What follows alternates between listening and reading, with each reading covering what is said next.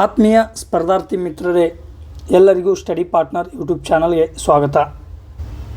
ಮೊದಲನೇದಾಗಿ ನಾಳೆ ಯಾರ್ದೆಲ್ಲ ಎಕ್ಸಾಮ್ ಅಲ್ಲ ಅವರಿಗೆಲ್ಲರಿಗೂ ಸ್ಟಡಿ ಪಾರ್ಟ್ನರ್ ಯೂಟ್ಯೂಬ್ ಚಾನಲ್ ವತಿಯಿಂದ ಶುಭಾಶಯಗಳನ್ನು ಸಲ್ಲಿಸ್ತೀವಿ. ನೆಕ್ಸ್ಟ್, ನಾಳೆ ಎಕ್ಸಾಮನ್ನು ಯಾವ ರೀತಿಯಾಗಿ ಬರೀಬೇಕು, ನಮ್ಮ ಅಪ್ರೋಚ್ ಮೈಂಡ್ಸೆಟ್ ಯಾವ ರೀತಿಯಾಗಿ ಇರಬೇಕು ಅನ್ನೋದಾದ್ರೆ ನೋಡಿರಿ, ಇಲ್ಲಿವರೆಗೆ ನಾವು ಓದಿದ್ದು ಒಂದು ಭಾಗ ಆಯಿತು. ನಾಳೆ ಓದಿದ್ದೇ ಬರ್ತಾವ ಅನ್ನೋದು ಇಲ್ಲ, ಬರಬಹುದು ಬರದೇ ಇರಬಹುದು. ಆದ್ರೆ ನಾವು ಯಾವ ರೀತಿಯಾಗಿ ಪ್ರಶ್ನೆಗಳನ್ನು ಹ್ಯಾಂಡಲ್ ಮಾಡ್ತೇವೆ, ನಮ್ಮ ಮೈಂಡ್ ಸೆಟ್ ಯಾವ ರೀತಿಯಾಗಿರ್ತದೆ ಅನ್ನೋದು ಇಂಪಾರ್ಟೆಂಟ. ಎಕ್ಸಾಮ್ ಟಫ್ ಬಂದರೆ ಎಲ್ಲರಿಗೂ ಟಫ್ ಇರ್ತದೆ, ಅದು ನಮಗೊಬ್ಬರಿಗೆ ಇರಲ್ಲ. ಸೊ ಅದಕ್ಕೆ ಒಟ್ಟು ಟಫ್ ಕ್ವಶನ್ ಬಂದಾವ ಅಂತೇಳಿ ಪ್ಯಾನಿಕ್ ಆಗಲಾರ್ದೆ ಅದನ್ನು ನಿವಾಂತಾಗಿ ನೋಡಿ ಯಾವ ಒಂದು ಆಪ್ಷನ್ಗಳು ಎಲಿಮಿನೇಟ್ ಆಗ್ತಾವು ಅನ್ನೋದನ್ನು ವಿವರವಾಗಿ ನೋಡಿದೆವು. ಏನು ನಮ್ಮ ಕೈಯಾಗಿರೋ ಸಿಲ್ಲಿ ಮಿಸ್ಟೇಕನ್ನು ಮಾಡ್ತೇವೆ, ಆ ಸಿಲ್ಲಿ ಮಿಸ್ಟೇಕನ್ನು ಕಡಿಮೆ ಮಾಡೋದು. ಈ ಥರ ಏನು ಮಾಡೋದು, ಆ ಕೊಟ್ಟಂಥ ಅವಧಿಯಲ್ಲಿ ಆ ಪ್ರಶ್ನೆ ಪೇಪರನ್ನು ಯಾವ ರೀತಿಯಾಗಿ ಸಾಲ್ವ್ ಮಾಡಬೇಕು ಅನ್ನೋ ಮೈಂಡ್ ಸೆಟ್ಟನ್ನು ಬಿಲ್ಡ್ ಮಾಡ್ಕೊರಿ. ಯಾವುದೇ ರೀತಿಯಿಂದ ಪ್ಯಾನಿಕ್ ಆಗೋ ಅವಶ್ಯಕತೆ ಇಲ್ಲ. ಟಫ್ ಬಂದರೆ ಎಲ್ಲರಿಗೂ ಟಫ್ ಇರ್ತದೆ, ಈಜಿ ಬಂದರೆ ಎಲ್ಲರಿಗೂ ಟಫ್ ಇರ್ತದೆ, ಈಜಿ ಇರ್ತದೆ. ಸೊ ಈಜಿ ಬಂದರೆ ಕಟಫ್ ಹೆಚ್ಚುತ್ತದೆ, ಟಫ್ ಬಂದರೆ ಕಟಫ್ ಕಡಿಮೆ ಹತ್ತದ. ಇಷ್ಟೇ. ಆರಂಭದಲ್ಲಿ ಟಫ್ ಅದಾವ ಅಂತೇಳಿ ಕ್ವಶನ್ನ ಪ್ಯಾನಿಕ್ ಆಗಿ ಬಿಡೋದಲ್ಲ. ನೆಕ್ಸ್ಟ್ ಆ ಕ್ವಶನ್ ಬಿಟ್ಟು ಮುಂದಿನ ಕ್ವಶನ್ಗೆ ಹೋಗೋದು. ಟೈಮ್ ವೇಸ್ಟ್ ಮಾಡಬೇಡ್ರಿ. ಓಕೆ, ಪ್ರಶ್ನೆ ಪತ್ರಿಕೆಯನ್ನು ಆದಷ್ಟು 2 ರೌಂಡ್ ಅಥವಾ 3 ರೌಂಡ್ನಲ್ಲಿ ಬಿಡಿಸ್ಲಿಕ್ಕೆ ಪ್ರಯತ್ನ ಮಾಡಿರಿ. ಕಾರಣ ಇಷ್ಟೇ, ಮೊದಲನೇ ರೌಂಡ್ದಲ್ಲಿ ಯಾವ್ಯಾವ ಬರಲ್ಲ ಆ ಕ್ವಶನ್ ನೋಡಿದ್ರಂದ್ರೆ ನಿಮ್ಗೆ ಬ್ಯಾಕ್ ಆಫ್ ದ ಮೈಂಡ್ದಾಗ ಆ ಕ್ವಶನ್ ಬಗ್ಗೆ ಬ್ರೈನ್ ಏನು ಮಾಡ್ತದೆ, ಥಿಂಕ್ ಮಾಡ್ತಿರ್ತದೆ. ಸೊ ಅದಕ್ಕೆ ಆದಷ್ಟು ಮಟ್ಟಿಗೆ 2 ರಿಂದ 3 ರೌಂಡ್ಗಳಲ್ಲಿ ಪ್ರಶ್ನೆ ಪತ್ರಿಕೆಯನ್ನು ಬಿಡಿಸುವ ಪ್ರಯತ್ನವನ್ನು ಮಾಡಿರಿ. ಮ್ಯಾಕ್ಸಿಮಮ್ ಅಟೆಂಪ್ಟ್ ಮಾಡಿರಿ. 85 ರಿಂದ 90 ಪ್ರಶ್ನೆ ಅಟೆಂಪ್ಟ್ ಮಾಡಿರಿ. ಇದು ಮೂಲತಃ ನಿಮ್ಮ ಅಕ್ಯುರಸಿ ಮ್ಯಾಗೆ ಡಿಪೆಂಡ್ ಇರ್ತದೆ. ನೀವು ಈಗಾಗಲೇ ಮಾಕ್ ಟೆಸ್ಟನ್ನು ಬಿಡಿಸಿದ್ರಿ ಅಂದ್ರೆ ಆ ಮಾಕ್ ಟೆಸ್ಟ್ನಲ್ಲಿ ನಿಮ್ಗೆ ಎಷ್ಟು ಅಟೆಂಪ್ಟ್ ಮಾಡೋಣ, ಎಷ್ಟು ಮಾರ್ಕ್ಸ್ ಬೀಳ್ತಾವು ಅನ್ನೋದರ ಆಧಾರ ಮೇಲಿಂದ ನಾಳೆ ನೀವು ಅಟೆಂಪ್ಟನ್ನು ಡಿಸೈಡ್ ಮಾಡಿರಿ. ಸೊ ಏನು ಹೇಳ್ಬೇಕಂದ್ರೆ, ಅಕ್ಯುರಸಿ ಹೆಚ್ಚಿತ್ತಂದ್ರೆ ನೀವು ಹಾಕಿದ ಪ್ರಶ್ನೆಗಳಿಗೆ ಅಕ್ಯುರೇಟಾಗಿ ಅಥವಾ ಆನ್ಸರ್ ಕರೆಕ್ಟ್ ಆಗ್ತಿದ್ವು ಅಂದ್ರೆ ನಿಮ್ಮ ಅಟೆಂಪ್ಟ ಕಡಿಮೆ ಆದರೂ ನಡೀತದೆ.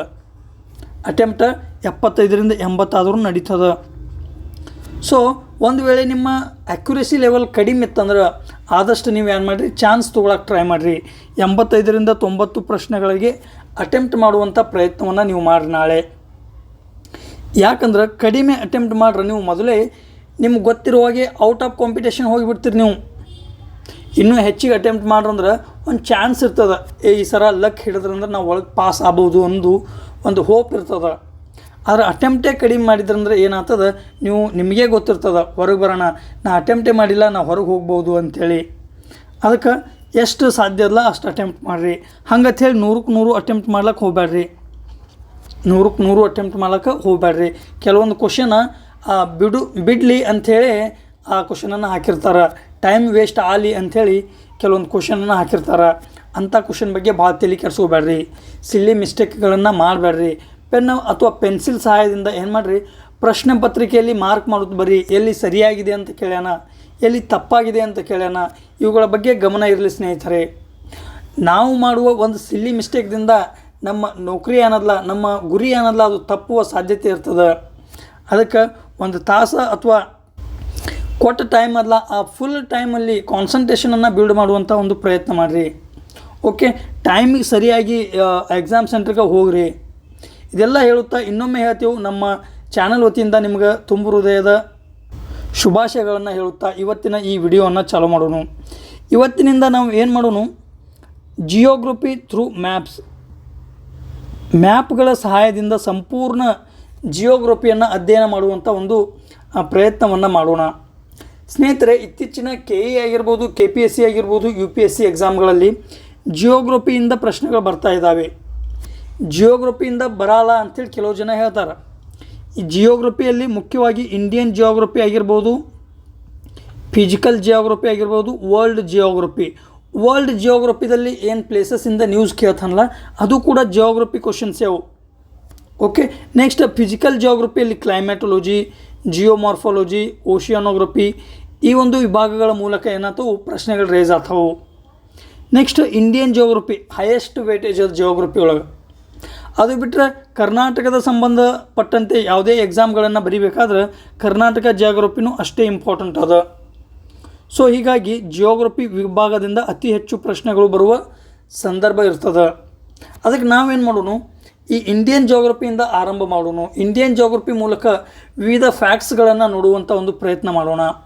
ಪರ್ವತ ಶಿಖರಗಳನ್ನು ನೋಡೋಣ, ಪರ್ವತ ಶ್ರೇಣಿಗಳನ್ನು ನೋಡೋಣ, ಈ ಪ್ರಸ್ಥಭೂಮಿಗಳನ್ನು ನೋಡೋಣ. ಯಾವ ಪರ್ವತ ಶ್ರೇಣಿಗಳಲ್ಲಿ ಅತಿ ಎತ್ತರವಾದ ಪರ್ವತ ಶಿಖರ ಯಾವುದನ್ನು ನೋಡೋಣ. ಪ್ರತಿಯೊಂದು ರಾಜ್ಯದಲ್ಲಿ ಯಾವ ಯಾವ ನ್ಯಾಷನಲ್ ಪಾರ್ಕ್ಸ್ಗಳದಾವು, ವೈಲ್ಡ್ ಲೈಫ್ ಸ್ಯಾಂಚುರಿಗಳದಾವು, ಟೈಗರ್ ರಿಸರ್ವ್ಗಳದಾವು. ನದಿಗಳನ್ನು ನೋಡೋಣ, ಉತ್ತರದಿಂದ ದಕ್ಷಿಣ, ದಕ್ಷಿಣದಿಂದ ಉತ್ತರಕ್ಕೆ ಆಗಿರ್ಬೋದು. ಯಾವ ಒಂದು ಪರ್ವತ ಶ್ರೇಣಿಗಳಲ್ಲಿ ಉಗಮ ಹೊಂತವು, ಯಾವ ಸಾಗರಕ್ಕೆ ಸೇರ್ತಾವು ಇತ್ಯಾದಿಗಳೆಲ್ಲವನ್ನು ನಾವು ಈ ಮ್ಯಾಪ್ಗಳ ಮೂಲಕ ನೋಡಿದೆವು ಅಂದ್ರೆ ನಮಗೆ ದೀರ್ಘಾವಧಿಯವರೆಗೆ ಲಕ್ಷ್ಯದಲ್ಲಿ ಇರ್ತಾವೆ. ಸೊ ಅದಕ್ಕೆ ಇಂದ ಮೊದಲನೇ ವಿಡಿಯೋ ಏನು ಮಾಡೋಣ, ಭಾರತ ಈ ಪ್ರಪಂಚದ ಭೂಗೋಳದಲ್ಲಿ ಯಾವ ಸ್ಥಾನದಲ್ಲಿ ಅದ, ಭಾರತದ ಸ್ಥಾನವನ್ನು ಹೇಗೆ ನಿರ್ಧರಿಸಲಾಗ್ತದೆ ಅನ್ನೋ ಬೇಸಿಕ್ ಕಾನ್ಸೆಪ್ಟನ್ನು ಇವತ್ತಿನ ವಿಡಿಯೋದಲ್ಲಿ ಆರಂಭ ಮಾಡೋಣ. ಹಾಗಾದರೆ ಸ್ನೇಹಿತರೆ, ಮೂಲತಃ ಭಾರತವು ಸಂಪೂರ್ಣವಾಗಿ ಉತ್ತರ ಗೋಳಾರ್ಧದಲ್ಲಿ ಬರುವಂಥ ಒಂದು ರಾಷ್ಟ್ರವಾಗಿದೆ. ಓಕೆ, ಉತ್ತರ ಗೋಳಾರ್ಧ. ಮೂಲತಃ ನಾವು ಏನು ನೋಡ್ತೇವೆ, ಈ ಥರ ಭೂಮಿ ಇತ್ತಂದ್ರೆ ಇದು ಭೂಮಿ, ಜಿಯೋಡ್ ಆಕಾರದ ಭೂಮಿ. ಇದಮ್ಮ ವಿಷುವೃತ್ತ ಅಂಥೇಳಿ ಅಥವಾ ಸಮಭಾಜಕ ವೃತ್ತ ಅಂಥೇಳಿ ಕನ್ಸಿಡರ್ ಮಾಡಿದ್ರೆ, ಭಾರತ ಏನಲ್ಲ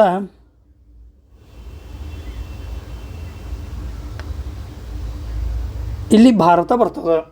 ಸೊ ಹಾಗಾಗಿ ಭಾರತ ಉತ್ತರ ಗೋಳಾರ್ಧದಲ್ಲಿ ಬರುವಂಥ ಒಂದು ರಾಷ್ಟ್ರ. ಓಕೆ, ನೆಕ್ಸ್ಟ್, ಭಾರತದ ಆಲ್ಮೋಸ್ಟ್ ಮಧ್ಯಭಾಗದಿಂದ 23.5 ಡಿಗ್ರಿ ಅಕ್ಷಾಂಶ ಪಾಸ್ ಆಗ್ತದೆ.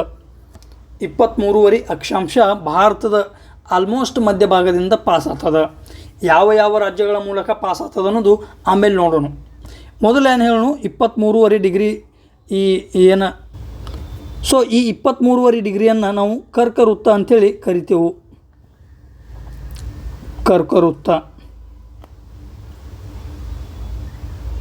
ಸೊ ಹಾಗಾದರೆ ಏನು ನೋಡಿದೆವು, ಭಾರತದ ಮಧ್ಯಭಾಗದಿಂದ ಕರ್ಕವೃತ್ತ ಪಾಸ್ ಆಗ್ತದೆ. ಎಷ್ಟು ರಾಜ್ಯಗಳಿಂದ ಪಾಸ್ ಆಗ್ತದೆ ಅನ್ನೋದು ನೋಡೋಣ. ಈಗೇನಾಯಿತು, ಭಾರತದ ಈ ದಕ್ಷಿಣ ಭಾಗ ಅಥವಾ ದಕ್ಷಿಣ ಭಾರತದ ಭಾಗ ಉಷ್ಣವಲಯದಲ್ಲಿ ಬರುತ್ತದೆ. ಉಷ್ಣವಲಯ. ಓಕೆ, ನೆಕ್ಸ್ಟ್ ಉತ್ತರ ಭಾರತದ ಭಾಗ ಸಮಶೀತೋಷ್ಣ ವಲಯ. ಸಮಶೀತೋಷ್ಣ ವಲಯ. ಓಕೆ, ಹಾಗಾಗಿ ಏನು ಹೇಳ್ಬೋದು ಅಂದ್ರೆ, ಈ ಏನು ಕರ್ಕವೃತ್ತ ಅಲ್ಲ ಭಾರತದ ಮೂಲಕ ಹಾಯ್ದು ಹೋಗುತ್ತದೆ, ಇದು ಭಾರತವನ್ನು ಉಷ್ಣವಲಯ ಮತ್ತು ಸಮಶೀತೋಷ್ಣ ವಲಯ ಎಂದು ವಿಭಾಗ ಮಾಡುತ್ತದೆ. ಓಕೆ, ಭಾರತವು ಸಂಪೂರ್ಣವಾಗಿ ಉತ್ತರ ಗೋಳಾರ್ಧದಲ್ಲಿ ಬರುತ್ತದೆ.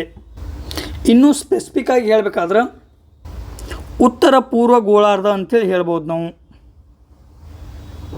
ಸೊ ಭಾರತವನ್ನು ಉತ್ತರ ಪೂರ್ವ ಗೋಳಾರ್ಧದಲ್ಲಿ ಬರುವ ರಾಷ್ಟ್ರವೆಂದು ಹೇಳ್ಬೋದು. ಓಕೆ, ಹಾಗಾದ್ರೆ ಭಾರತದ ಸ್ಥಾನ, ಯಾವುದೇ ಒಂದು ರಾಷ್ಟ್ರದ ಸ್ಥಾನವನ್ನು ನೋಡಬೇಕಾದ್ರೆ ಅತಿ ಮುಖ್ಯವಾಗಿ ನಮಗೆ ಅಕ್ಷಾಂಶ ಮತ್ತು ರೇಖಾಂಶಗಳು ಗೊತ್ತಬೇಕು. ಈ ಅಕ್ಷಾಂಶ ರೇಖಾಂಶ ಎಂದರೆ ಏನು? ಮೂಲತಃ ಈ ಅಕ್ಷಾಂಶ ಎಂದರೆ ಏನು ಅಂತ ನೋಡೋದಾದ್ರೆ ಸ್ನೇಹಿತರೆ, ವಿಷುವೃತ್ತಕ್ಕೆ ಸಮಾಂತರವಾಗಿ ಎಳೆಯಲಾದ ಕಾಲ್ಪನಿಕ ರೇಖೆಗಳನ್ನು, ವಿಷುವೃತ್ತಕ್ಕೆ ಅಥವಾ ಸಮಭಾಜಕ ವೃತ್ತಕ್ಕೆ ಸಮಾಂತರವಾಗಿ ಎಳೆಯಲಾದ ಕಾಲ್ಪನಿಕ ರೇಖೆಗಳನ್ನು ನಾವು ಅಕ್ಷಾಂಶ ಅಂತೇಳಿ ಗುರುತಿಸ್ತೇವೆ. ನೆಕ್ಸ್ಟ್, ರೇಖಾಂಶ ಎಂದರೇನು?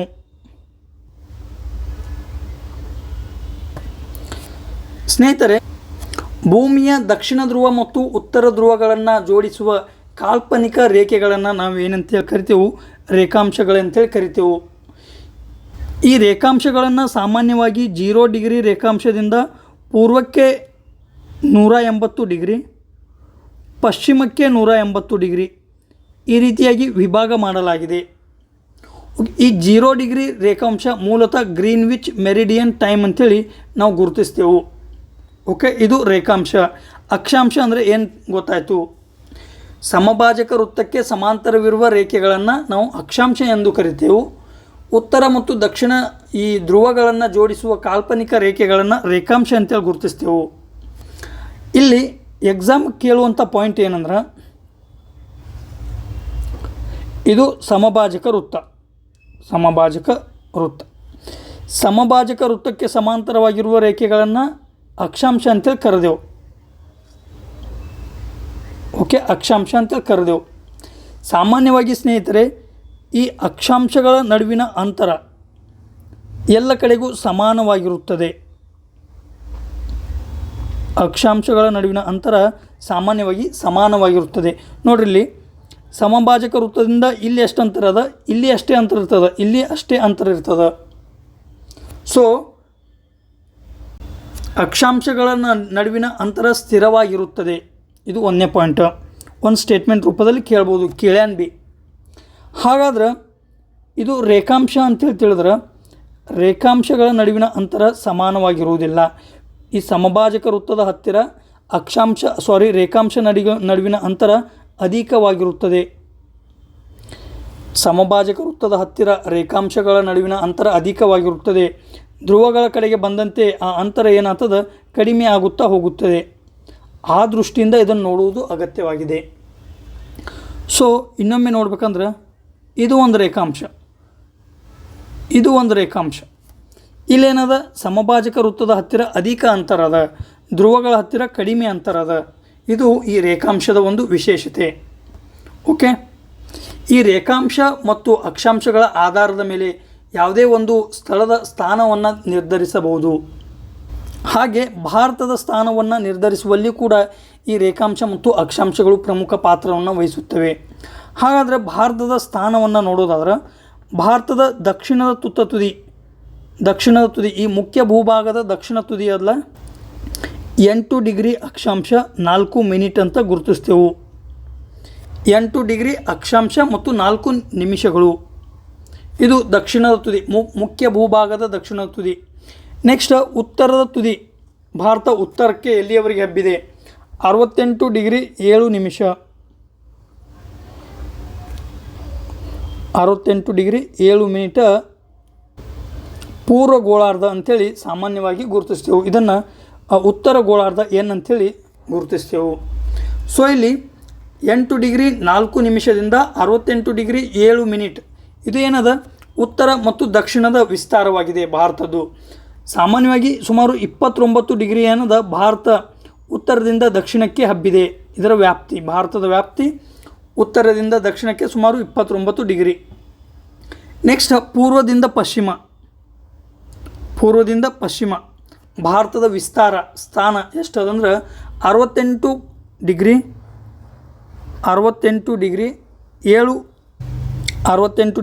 7 ನಿಮಿಷ.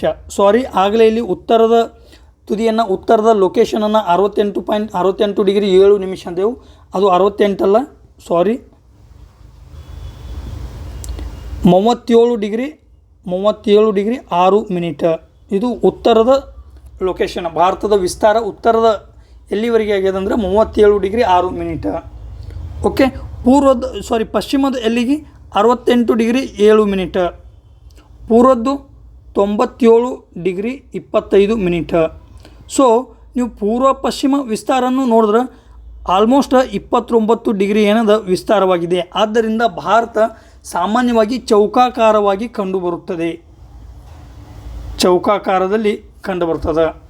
ಉತ್ತರ ಮತ್ತು ದಕ್ಷಿಣದ ಏನು ವಿಸ್ತಾರ ಅಲ್ಲ ಅದು 29 ಡಿಗ್ರಿ ಅದ.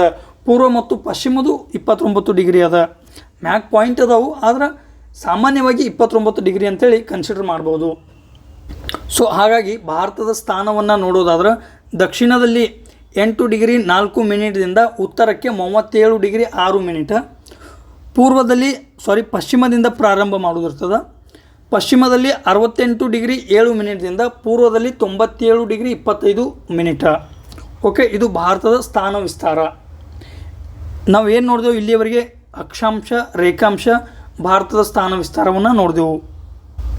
ಸ್ನೇಹಿತರೆ, ಈಗ ಭಾರತದ ಅಧಿಕೃತ ದಕ್ಷಿಣದ ತುತ್ತ ತುದಿ ಯಾವುದು ಕರಿತೇವೆ? ಮುಖ್ಯ ಭೂಭಾಗದಲ್ಲಿ ಸಾಮಾನ್ಯವಾಗಿ ಕನ್ಯಾಕುಮಾರಿಯಲ್ಲಿರುವ ಈ ವಿವೇಕಾನಂದ ಮೆಮೋರಿಯಲನ್ನು ಭಾರತದ ಮುಖ್ಯ ಭೂಮಿಯ ದಕ್ಷಿಣದ ತುತ್ತ ತುದಿ ಅಂತೇಳಿ ಗುರುತಿಸ್ತೇವೆ. ಆದರೆ ನೆನಪಿರಲಿ, ಭಾರತದ ಈ ಅಂಡಮಾನ್ ನಿಕೋಬಾರ್ ದ್ವೀಪಗಳಲ್ಲಿ ಇಂದಿರಾ ಪಾಯಿಂಟ್ ಅನ್ನು ಭಾರತದ ದಕ್ಷಿಣದ ತುತ್ತ ತುದಿ ಅಂತೇಳಿ ಗುರುತಿಸ್ತೇವೆ. 2004ರಲ್ಲಿ ಭಾರತಕ್ಕೆ ಸುನಾಮಿ ಅಪ್ಪಳಿಸಿದಾಗ ಈ ಭಾಗ ಏನಾಯಿತು, ಮುಳುಗಿ ಹೋಗಿದ ಕಾರಣ ಇದನ್ನು ಏನು ಮಾಡ್ತೇವೆ, ಗುರುತಿಸುವುದಿಲ್ಲ.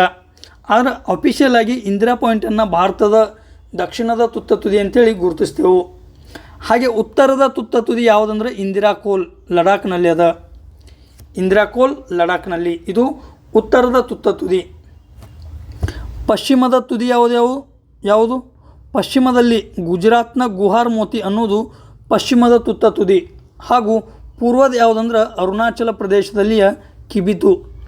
ಸೊ ಭಾರತದ ಉತ್ತರ ದಕ್ಷಿಣ ಈ ವಿಸ್ತೀರ್ಣವನ್ನು ನೋಡೋದಾದರೆ ಇಂದಿರಾ ಕಾಲನಿದಿಂದ ಮುಖ್ಯ ಭೂಭಾಗದಲ್ಲಿ ಈ ವಿವೇಕಾನಂದ ಮೆಮೋರಿಯಲ್ ಕನ್ಯಾಕುಮಾರಿಯನ್ನು ಪರಿಗಣಿಸಲಾಗುತ್ತದೆ. ಅದು ಸಾಮಾನ್ಯವಾಗಿ 3214 ಕಿಲೋಮೀಟರ್ ವ್ಯಾಪ್ತಿಯನ್ನು ಹೊಂದಿದೆ. ಉತ್ತರದಿಂದ ದಕ್ಷಿಣ ಇಂದಿರಾ ಕಾಲನಿಯಿಂದ ಈ ವಿವೇಕಾನಂದ ಮೆಮೋರಿಯಲ್ ಕನ್ಯಾಕುಮಾರಿ. ನೆಕ್ಸ್ಟ್ ಪೂರ್ವದಿಂದ ಪಶ್ಚಿಮ ಅಥವಾ ಪಶ್ಚಿಮದಿಂದ ಪೂರ್ವದವರೆಗಿನ ವಿಸ್ತಾರವನ್ನು ನೋಡೋದಾದ್ರೆ ಅದು ಸಾಮಾನ್ಯವಾಗಿ 2933 ಕಿಲೋಮೀಟರ್. ಈ ಗುಜರಾತ್ನ ಗುಹಾರ್ ಮೋತಿಯಿಂದ ಅರುಣಾಚಲ್ ಪ್ರದೇಶದ ಕಿಬಿತು ಪ್ರದೇಶ ಈ ಎಷ್ಟು ಅಂತರದ ಮ್ಯಾಗ ಅದಂದರೆ 2933. ಸೊ ಪೂರ್ವ ಪಶ್ಚಿಮ ವಿಸ್ತಾರ 2933, ದಕ್ಷಿಣೋತ್ತರ ವಿಸ್ತಾರ ಎಷ್ಟದ 3214 ಕಿಲೋಮೀಟರ್. ಭಾರತದ ಒಟ್ಟು ವಿಸ್ತೀರ್ಣ ಎಷ್ಟಂತ ಕೇಳ್ಬೋದು. ಸೊ ಭಾರತದ ಒಟ್ಟು ವಿಸ್ತೀರ್ಣ 3.21 ಮಿಲಿಯನ್ ಸ್ಕ್ವೇರ್ ಕಿಲೋಮೀಟರ್, 3.21 ಚದುರ ಕಿಲೋಮೀಟರ್ ಅಂತೇಳಿ ಗುರುತಿಸ್ಬೋದು. ಎಷ್ಟು? 3.21 ಮಿಲಿಯನ್ ಚದುರ ಕಿಲೋಮೀಟರ್. ಸ್ನೇಹಿತರೆ, ಇದಷ್ಟು ಭಾರತದ ಲೊಕೇಶನ್ ಬದಲು ನೋಡಿದೆವು. ನೆಕ್ಸ್ಟ್ ಭಾರತದ ಕಂಪೋಸಿಷನನ್ನು ನೋಡಬೇಕಾದ್ರೆ ಭಾರತದಲ್ಲಿ ಒಟ್ಟು 28 ರಾಜ್ಯಗಳಿವೆ ಪ್ರಸ್ತುತ. 2026 ಪ್ರಕಾರ 28 ರಾಜ್ಯಗಳು, 8 ಕೇಂದ್ರಶಾಸಿತ ಪ್ರದೇಶಗಳದಾವು. ಓಕೆ ಸ್ನೇಹಿತರೆ, ಭಾರತವು ಉತ್ತರದಲ್ಲಿ 7 ರಾಷ್ಟ್ರಗಳೊಂದಿಗೆ ತನ್ನ ಗಡಿಯನ್ನು ಹಂಚಿಕೊಂಡಿದೆ. 7 ರಾಷ್ಟ್ರಗಳೊಂದಿಗೆ ತನ್ನ ಗಡಿಯನ್ನು ಹಂಚಿಕೊಂಡಿದೆ. ಅದನ್ನು ನಾವು ಬಚ್ಪನ್ ಸೆ MBA ಅನ್ನೋ ಈ ಒಂದು ಕೋಡ್ ಮೂಲಕ ನೆನಪಿಡಿಬೋದು. ಕೋಡ್ ಏನದ? ಬಚ್ಪನ್ ಸೆ.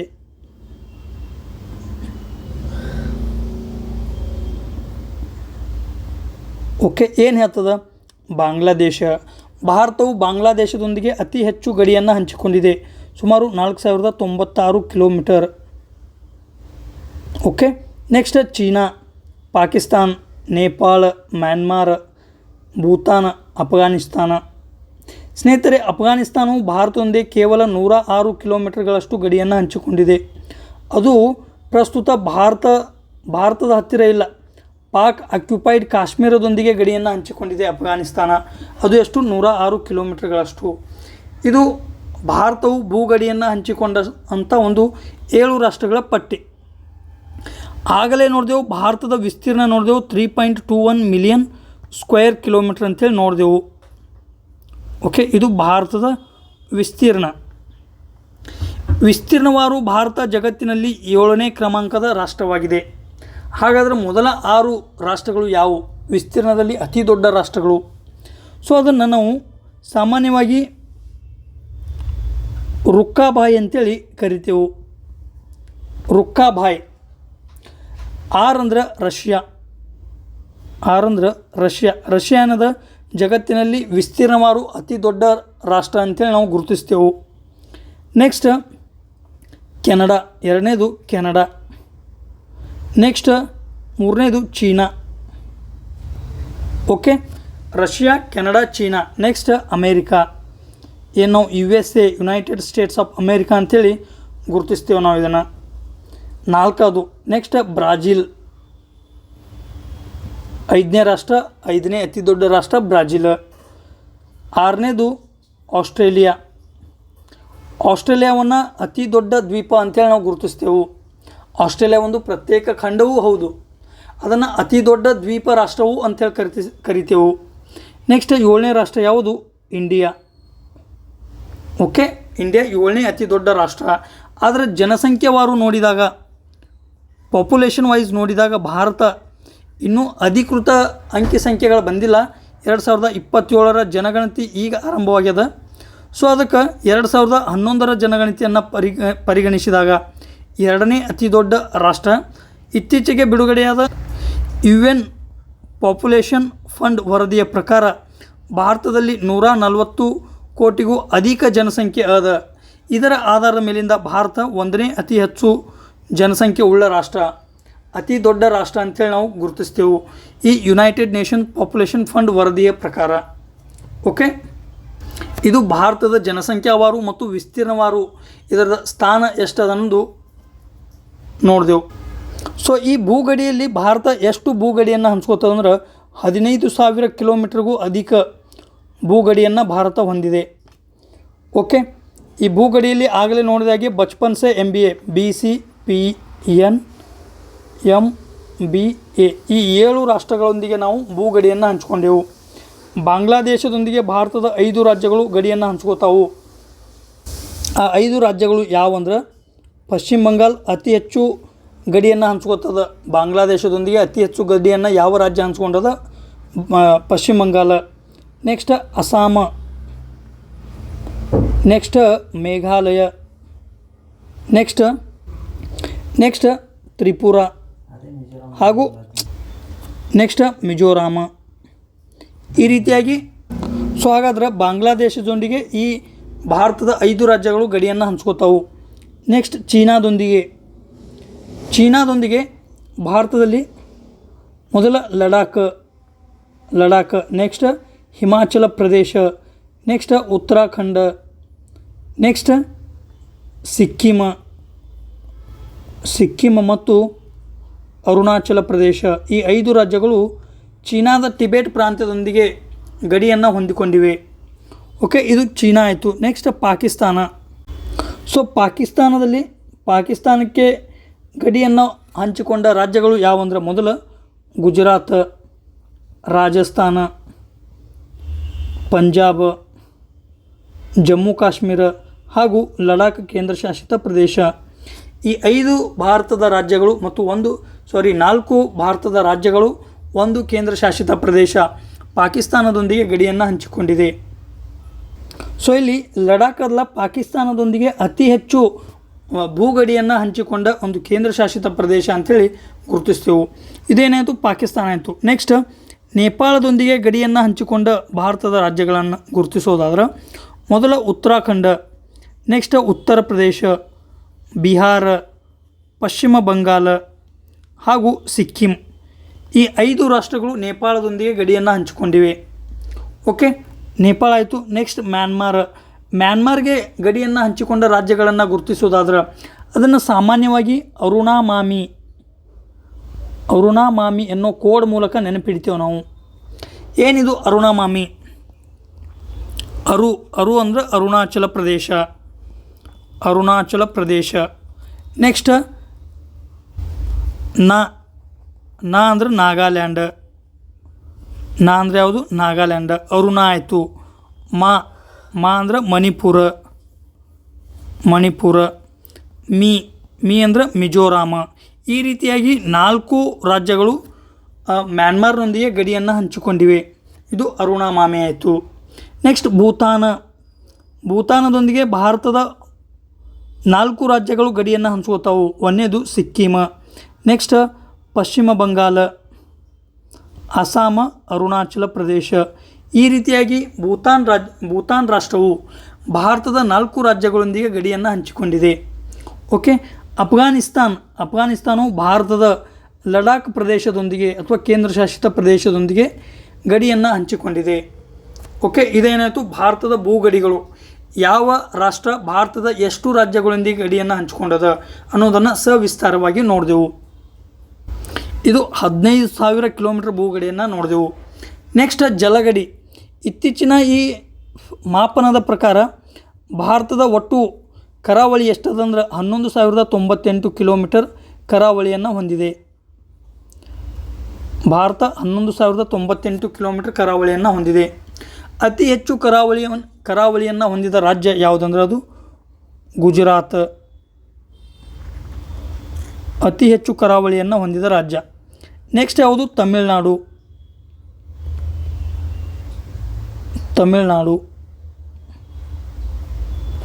ನೆಕ್ಸ್ಟ್ ಆಂಧ್ರ ಪ್ರದೇಶ.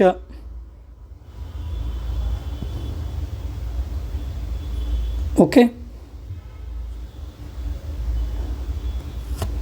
ಇದು ಅತಿ ಹೆಚ್ಚು ಕರಾವಳಿಯನ್ನು ಹೊಂದಿದ ರಾಜ್ಯಗಳ ಒಂದು ಪಟ್ಟಿ. ಭಾರತವು ಜಲಗಡಿಯಾಗಿ ಶ್ರೀಲಂಕಾದೊಂದಿಗೆ ಆಗಿರ್ಬೋದು, ಮಾಲ್ಡೀವ್ಸ್ದೊಂದಿಗೆ ಆಗಿರ್ಬೋದು, ನೆಕ್ಸ್ಟ್ ಕಾಂಬೋಡಿಯಾ ಆಗಿರ್ಬೋದು ಇತ್ಯಾದಿ ರಾಷ್ಟ್ರಗಳೊಂದಿಗೆ ಜಲಗಡಿಯನ್ನು ಹಂಚಿಕೊಂಡಿದೆ. ಇದೇನಾಯಿತು? ಭಾರತದ ಗಡಿಗಳಾದವು. ನೆಕ್ಸ್ಟ್ ಆಗಲೇ ಹೇಳಿದ ಹಾಗೆ ಭಾರತದಿಂದ ಕರ್ಕವೃತ್ತ ಪಾಸಾದ ಅಂತೇಳಿ ನೋಡಿದೆವು. ಈಗ ಈ ಕರ್ಕವೃತ್ತ ಭಾರತದ ಎಷ್ಟು ರಾಜ್ಯಗಳಿಂದ ಹಾದು ಹೋಗುತ್ತದೆ? ಅದು 8 ರಾಜ್ಯಗಳು. ಕರ್ಕವೃತ್ತ ಭಾರತದ 8 ರಾಜ್ಯಗಳಿಂದ ಹಾದು ಹೋಗುತ್ತದೆ. ಅದನ್ನು ಸಾಮಾನ್ಯವಾಗಿ ಗುರಾಮ್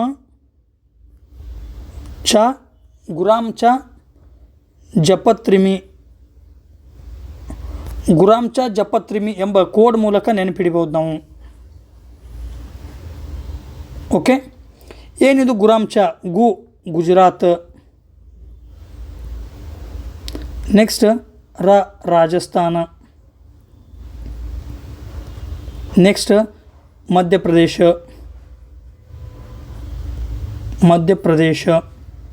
ನೆಕ್ಸ್ಟ್ ಛತ್ತೀಸ್ಗಢ.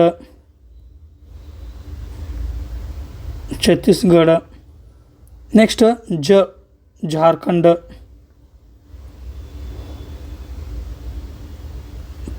ಪಶ್ಚಿಮ ಬಂಗಾಳ. ನೆಕ್ಸ್ಟ್ ತ್ರಿಪುರ. ಕೊನೆಗೆ ಮಿಜೋರಾಮ. ಈ ರೀತಿಯಾಗಿ ಭಾರತದ 8 ರಾಜ್ಯಗಳ ಮೂಲಕ ಈ ಕರ್ಕವೃತ್ತ ಏನಾಗ್ತದೆ? ಹಾದು ಹೋಗುತ್ತದೆ. ಇದು ಭಾರತವನ್ನು 2 ಭಾಗಗಳಾಗಿ ವಿಭಾಗ ಮಾಡ್ತದೆ. ದಕ್ಷಿಣದ ಭಾಗವನ್ನು ಉಷ್ಣವಲಯ ಅಂಥೇಳಿ ಗುರುತಿಸ್ತೇವೆ, ಉತ್ತರದ ಭಾಗವನ್ನು ಸಮಶೀತೋಷ್ಣ ವಲಯ ಅಂಥೇಳಿ ಗುರುತಿಸ್ತೇವೆ. ಈ 8 ರಾಜ್ಯಗಳನ್ನು ಗುರಾಮಚ ಜಪತ್ರಿಮಿ ಅನ್ನೋ ಕೋಡ್ ಮೂಲಕ ನೆನಪಿಡಬಹುದು. ಇದೇ ರೀತಿಯಾಗಿ ಭಾರತದ standard time, Indian standard time ಅಂಥೇಳಿ ನಾವು ಗುರುತಿಸ್ತೇವೆ. ಅದು 82.5 ಅಥವಾ 82.5 ಡಿಗ್ರಿ ರೇಖಾಂಶ ಅಂಥೇಳಿ ನಾವು ಅಧಿಕೃತವಾಗಿ ಗುರುತಿಸ್ತೇವೆ. ಈ 82.5 ಡಿಗ್ರಿಯನ್ನು ಭಾರತದ ಸಮಯ ಸೂಚ್ಯಂಕ ಅಂಥೇಳಿ ಕರಿತೇವೆ. ಇದು ಮೂಲತಃ ಭಾರತದ 5 ರಾಜ್ಯಗಳಿಂದ ಹಾಯ್ದು ಹೋಗುತ್ತದೆ. ಅದನ್ನು ನಾವು ಮೌಕ ಅನ್ನೋ ಟ್ರಿಕ್ಸ್ ಮೂಲಕ ನೆನಪಿಡಬಹುದು. ಓಕೆ, ಎಮ್ ಅಂದ್ರೆ ಮಧ್ಯಪ್ರದೇಶ, ಒಡಿಸ್ಸಾ, ಇವ ಉತ್ತರ ಪ್ರದೇಶ, ಸಿ ಅಂದ್ರೆ ಛತ್ತೀಸ್ಗಢ, ಎ ಅಂದ್ರೆ ಆಂಧ್ರ ಪ್ರದೇಶ. ಈ ರೀತಿಯಾಗಿ 82.5 ಡಿಗ್ರಿ ಈ ಸಮಯ ಸೂಚ್ಯಂಕ ರೇಖಾಂಶ ಏನಲ್ಲ ಭಾರತದ 5 ರಾಜ್ಯಗಳಿಂದ ಹಾದು ಹೋಗುತ್ತದೆ. ಭಾರತದ ಈ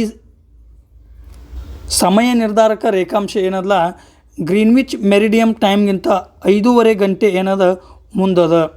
5.5 ಗಂಟೆ ಮುಂದದ. 82.5 ಡಿಗ್ರಿ ಪೂರ್ವಕ್ಕದ. ಸೊ ಇಲ್ಲಿ ಒಂದು ಕಾನ್ಸೆಪ್ಟನ್ನು ನೆನಪಿಡಬೇಕು. ಪ್ರತಿ 15 ಡಿಗ್ರಿ ಅಂದ್ರೆ 1 ಗಂಟೆ ವ್ಯತ್ಯಾಸ ಆಗ್ತದೆ. 1 ಗಂಟೆ ವ್ಯತ್ಯಾಸ ಆಗ್ತದೆ. ಆಗಲೇ ನೋಡಿದ ಹಾಗೆ ಭಾರತದ ಪಶ್ಚಿಮ ಪ್ರದೇಶ ಮತ್ತು ಪೂರ್ವದ ಪ್ರದೇಶದ ನಡುವಿನ ಅಂತರ ಎಷ್ಟದ? ಸುಮಾರು 29 ಡಿಗ್ರಿ ಅಷ್ಟದ. ಸಾಮಾನ್ಯವಾಗಿ 30 ಡಿಗ್ರಿ ಅಂಥೇಳಿ ನಾವು ಅಪ್ರಾಕ್ಸಿಮೇಟ್ಲಿ ಕನ್ಸಿಡರ್ ಮಾಡಿದೆವು ಅಂದ್ರೆ ಪೂರ್ವ ಮತ್ತು ಪಶ್ಚಿಮದ ನಡುವಿನ ಸಮಯದ ಅಂತರ 2 ಗಂಟೆ ಅಷ್ಟಿರ್ತದೆ. 2 ಗಂಟೆ ಅಷ್ಟಿರ್ತದೆ. ಈ ಗುಜರಾತ್ನ ಗುಹರ್ ಮೋತಿ ಅಂತ ಏನು ನೋಡಿದೆವು, ಆ ಗುಹರ್ ಮೋತಿಯಲ್ಲಿ ಮುಂಜಾನೆ 8 ಆಗಿತ್ತಂದ್ರೆ ಅರುಣಾಚಲ ಪ್ರದೇಶದ ಕಿಬಿತುದಲ್ಲಿ 10 ಗಂಟೆ ಆಗಿರ್ತದೆ. ಈ 2 ಪಾಯಿಂಟ್ಗಳ ನಡುವೆ 2 ತಾಸು ಅಂತರ ಇರುವುದು ಕಂಡುಬರ್ತದೆ. ಓಕೆ, ಇದೇನಾಯಿತು? ಸಮಯ ನಿರ್ಧಾರಕ ಸೂಚ್ಯಂಕ. ಭಾರತದ ಟೈಮನ್ನು ಇದರ ಮೂಲಕ ನಿರ್ಧರಿಸಲಾಗುತ್ತದೆ. ನೆಕ್ಸ್ಟ್ ಇನ್ನೊಂದು ಪಾಯಿಂಟ್, ಆಗಲೇ ನಾವು ಏನು ಮಾಡಿದೆವು, ಈ ಜಲಗಡಿಯನ್ನು ನೋಡ್ತಾ ಇದ್ವಿ. ಜಲಗಡಿ ಭಾರತದ ಒಟ್ಟು 9 ರಾಜ್ಯಗಳು ಕರಾವಳಿಯನ್ನು ಹೊಂದಿವೆ. 9 ರಾಜ್ಯಗಳು. ಸೊ 9 ರಾಜ್ಯಗಳೇನದವು ಕರಾವಳಿಯನ್ನು ಹೊಂದ್ಯಾವು. ನೆಕ್ಸ್ಟ್ ಕೇಂದ್ರ ಶಾಸಿತ ಪ್ರದೇಶಗಳು. ಕೇಂದ್ರ ಶಾಸಿತ ಪ್ರದೇಶಗಳಲ್ಲಿ ಹರಿಯಾಣ ಆಗಿರ್ಬೋದು, ಜಮ್ಮು ಆಗಿರ್ಬೋದು, ಲಡಾಖ್ ಆಗಿರ್ಬೋದು ಮತ್ತು ಡೆಲ್ಲಿ, ಈ 4 ಕೇಂದ್ರ ಶಾಸಿತ ಪ್ರದೇಶಗಳನ್ನು ಹೊರತುಪಡಿಸಿ ಎಲ್ಲ ಕೇಂದ್ರಾಡಳಿತ ಪ್ರದೇಶಗಳು ಕರಾವಳಿಯನ್ನು ಹೊಂದಿವೆ. ಅದು ಲಕ್ಷದ್ವೀಪ ಆಗಿರ್ಬೋದು, ಅಂಡಮಾನ್ ದ್ವೀಪಗಳ ಸಮೂಹ ಆಗಿರ್ಬೋದು, ಪಾಂಡಿಚೇರಿ ಅಥವಾ ಪುದುಚೇರಿ ಆಗಿರ್ಬೋದು, ದಿಯು ದಮನ್ ಆಗಿರ್ಬೋದು, ಈ 4 ಕೇಂದ್ರ ಶಾಸಿತ ಪ್ರದೇಶಗಳು ಕರಾವಳಿಯನ್ನು ಹೊಂದಿವೆ. ಓಕೆ, 9 ರಾಜ್ಯಗಳು. ನೆಕ್ಸ್ಟ್ ಈ ಭಾರತದ 28 ರಾಜ್ಯಗಳು ಅಂಥೇಳಿ ಏನು ಗುರುತಿಸಿದೆವು, ಆ 28 ರಾಜ್ಯಗಳಲ್ಲಿ ಅತಿ ಹೆಚ್ಚು ಗಡಿಯನ್ನು ಹಂಚಿಕೊಂಡ ರಾಜ್ಯ ಯಾವುದು? ಅತಿ ಹೆಚ್ಚು ಗಡಿಯನ್ನು ಹಂಚಿಕೊಂಡ ರಾಜ್ಯ ಉತ್ತರ ಪ್ರದೇಶ. ಉತ್ತರ ಪ್ರದೇಶವು 8 ರಾಜ್ಯಗಳೊಂದಿಗೆ ತನ್ನ ಗಡಿಯನ್ನು ಹಂಚಿಕೊಂಡಿದೆ. ಇತ್ತೀಚೆಗೆ 2026ರಲ್ಲಿ UPSC ಕ್ವಶನ್ ಆದಿದ್ದು ಒಂದು ಸ್ಟೇಟ್ಮೆಂಟನ್ನು ಕೇಳಲಾಗಿತ್ತು. ಅತಿ ಹೆಚ್ಚು ರಾಜ್ಯವನ್ನು ಗಡಿಯಾಗಿ ಹಂಚಿಕೊಂಡ ರಾಜ್ಯ ಯಾವುದು ಅಂದರೆ ಅದು ಉತ್ತರ ಪ್ರದೇಶ. ಇಲ್ಲಿ ಮುಖ್ಯವಾಗಿ ಹಿಮಾಚಲ ಪ್ರದೇಶ ಆಗಿರ್ಬೋದು, ಉತ್ತರಾಖಂಡ ಆಗಿರ್ಬೋದು, ಡೆಲ್ಲಿ ಆಗಿರ್ಬೋದು, ಹರಿಯಾಣ ಆಗಿರ್ಬೋದು, Rajasthan, Madhya Pradesh, Bihar,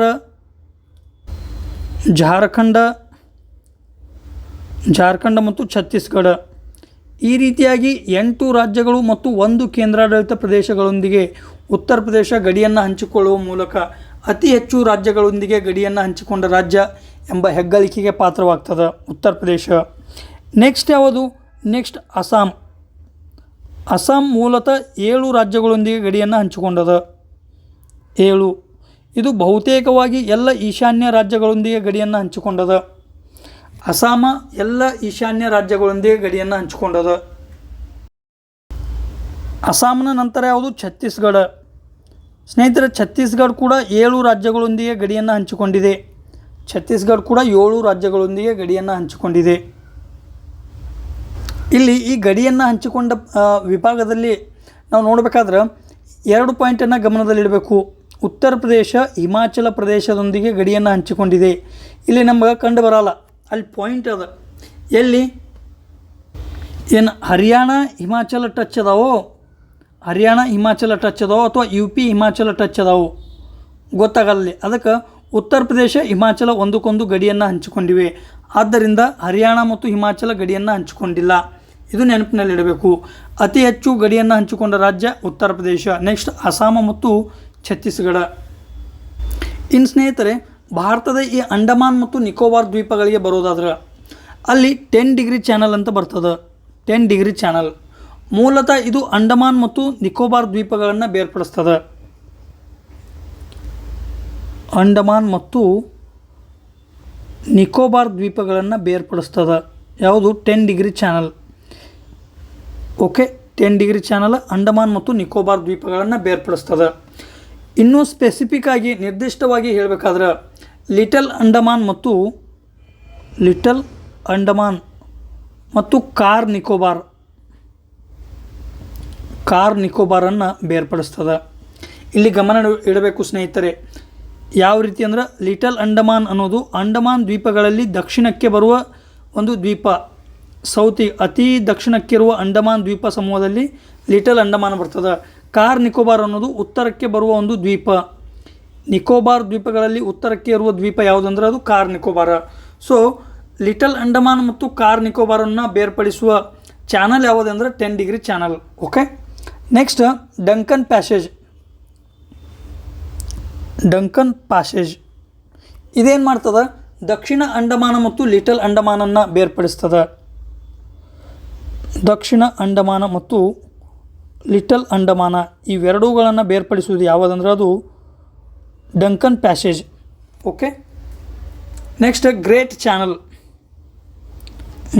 channel.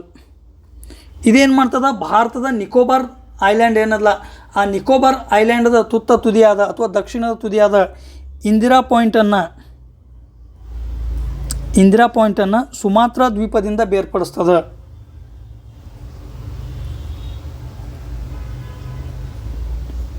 Okay, great channel ಏನಲ್ಲ, ಭಾರತದ ಅತ್ಯಂತ ದಕ್ಷಿಣದ ತುದಿಯಾದ ಇಂದಿರಾ ಪಾಯಿಂಟನ್ನು ಇಂಡೋನೇಷ್ಯಾದ ಸುಮಾತ್ರಾ ದ್ವೀಪದಿಂದ ಬೇರ್ಪಡಿಸುವ ಒಂದು ಕಾರ್ಯವನ್ನು ಯಾವುದು ಮಾಡ್ತದೆ? ಗ್ರೇಟ್ ಚಾನಲ್ ಮಾಡ್ತದೆ. ಓಕೆ, ಈ ಅಂಡಮಾನ್ ನಿಕೋಬಾರ್ಗೆ ಸಂಬಂಧಿಸಿದಂತೆ ನಾವು 10 ಡಿಗ್ರಿ ಚಾನಲ್ ನೋಡಿದೆವು, ಡಂಕನ್ ಪ್ಯಾಸೇಜ್ ನೋಡಿದೆವು, ಗ್ರೇಟ್ ಚಾನಲ್ ನೋಡಿದೆವು. ನೆಕ್ಸ್ಟ್ ಈ ಲಕ್ಷದ್ವೀಪಕ್ಕೆ ನೋಡೋದಾದ್ರೆ ಇಲ್ಲಿ 8 ಡಿಗ್ರಿ ಚಾನಲ್ ಅಂತ ಬರ್ತದೆ. 8 ಡಿಗ್ರಿ ಚಾನಲ್ ಮೂಲತಃ ಇದು ಈ ದ್ವೀಪ ಸಮೂಹದ ಮಿನಿಕಾಯ್ ದ್ವೀಪವನ್ನು ಭಾರತದ ನೆರೆಯ ರಾಷ್ಟ್ರ ಮಾಲ್ಡೀವ್ಸ್ನಿಂದ ಪ್ರತ್ಯೇಕಿಸುತ್ತದೆ. ಮಾಲ್ಡೀವ್ಸ್ನಿಂದ ಮಿನಿಕಾಯನ್ನು ಪ್ರತ್ಯೇಕಿಸುವುದು ಯಾವುದಂದ್ರೆ 8 degree channel. Next 9 degree channel. 9 degree channel ಏನು ಹೇಳ್ತದಂದ್ರೆ ಮಿನಿಕಾಯ್ ದ್ವೀಪವನ್ನು ಈ ಲಕ್ಷದ್ವೀಪದ ಇತರ ಮಹತ್ವದ ದ್ವೀಪಗಳಿಂದ ಪ್ರತ್ಯೇಕಿಸುತ್ತದೆ. 9 ಡಿಗ್ರಿ ಚಾನಲ್ ಲಕ್ಷದ್ವೀಪದ ಇತರ ದ್ವೀಪಗಳು. ಓಕೆ, ಸೊ ನಾವು ಏನೇನು ನೋಡಿದೆವು ಈಗ 8 ಡಿಗ್ರಿ ನೋಡಿದೆವು, 9 ಡಿಗ್ರಿ ನೋಡಿದೆವು, 10 ಡಿಗ್ರಿ ನೋಡಿದೆವು, ಗ್ರೇಟ್ ಚಾನಲ್ ನೋಡಿದೆವು, ಡಂಕನ್ ಪ್ಯಾಸೇಜ್ ನೋಡಿದೆವು. ಇದಷ್ಟು ಈ ಭಾರತದ 2 ದ್ವೀಪ ಸಮೂಹಗಳು ಯಾವ ಚಾನಲ್ಗಳಿಂದ ಬೇರ್ಪಟ್ಟಿವೆ ಅನ್ನೋದನ್ನು ನೋಡಿದೆವು. ನೆಕ್ಸ್ಟ್ ಭಾರತ ಮತ್ತು ಶ್ರೀಲಂಕಾವನ್ನು ಬೇರ್ಪಡಿಸುವುದು ಯಾವುದಂದ್ರೆ ಪಾಕ್ ಜಲಸಂಧಿ. ಓಕೆ, ಈ ಜಲಸಂಧಿನೂ ನೆನಪಿನಲ್ಲಿರಬೇಕು. ಇವತ್ತೇನು ಮಾಡಿದೆವು ನಾವು ಭಾರತದ ಸ್ಥಾನವನ್ನು ನೋಡಿದೆವು. ವಿಶ್ವದ ಭೂಗೋಳದಲ್ಲಿ ಭಾರತದ ಸ್ಥಾನವನ್ನು ನೋಡಿದೆವು. ಭಾರತ ಉತ್ತರ ಮತ್ತು ಪೂರ್ವ ಗೋಳಾರ್ಧದಲ್ಲಿ ಯಾವುದು ಅನ್ನೋದು ನೋಡಿದೆವು. ಸ್ಥಾನ ವಿಸ್ತಾರವನ್ನು ನೋಡಿದೆವು. ಬಹುತೇಕವಾಗಿ ಚೌಕಾಕಾರವನ್ನು ನೋಡಿದೆವು. ರೇಖಾಂಶ ಎಂದರೇನು, ಅಕ್ಷಾಂಶ ಎಂದರೇನು ನೋಡಿದೆವು. ಓಕೆ, ನೆಕ್ಸ್ಟ್ ಭಾರತವು 15,000 ಕಿಲೋಮೀಟರ್ಗಳಷ್ಟು ಭೂಗಡಿಯನ್ನು ಹಂಚಿಕೊಂಡಿದೆ ಅಂತ ನೋಡಿದೆವು. ಯಾವ ರಾಷ್ಟ್ರಗಳೊಂದಿಗೆ ಗಡಿಯನ್ನು ಹಂಚಿಕೊಂಡದ್ದು ಅನ್ನೋದು ನೋಡಿದೆವು. ಯಾವ ರಾಷ್ಟ್ರಗಳೊಂದಿಗೆ ಭಾರತದ ಯಾವ ರಾಜ್ಯಗಳು ಗಡಿಯನ್ನು ಹಂಚಿಕೊಂಡಿವೆ ಅನ್ನೋದು ನೋಡಿದೆವು. ಜಲಗಡಿಯನ್ನು ನೋಡಿದೆವು. ಅತಿ ಹೆಚ್ಚು ಕರಾವಳಿಯನ್ನು ಹೊಂದಿದ ರಾಜ್ಯ ಯಾವುದು ಅನ್ನೋದು ನೋಡಿದೆವು. ಭಾರತದಲ್ಲಿ ಆಂತರಿಕವಾಗಿ ಯಾವ ರಾಜ್ಯಗಳೊಂದಿಗೆ ಗಡಿಯನ್ನು ಹಂಚಿಕೊಂಡು ಅನ್ನೋದು ನೋಡಿದೆವು. ಅಂಡಮಾನ್ ಮತ್ತು ನಿಕೋಬಾರ್ ದ್ವೀಪಗಳ ಹಾಗೂ ಲಕ್ಷದ್ವೀಪಗಳ ಭೌಗೋಳಿಕತೆಯನ್ನು ನೋಡಿದೆವು.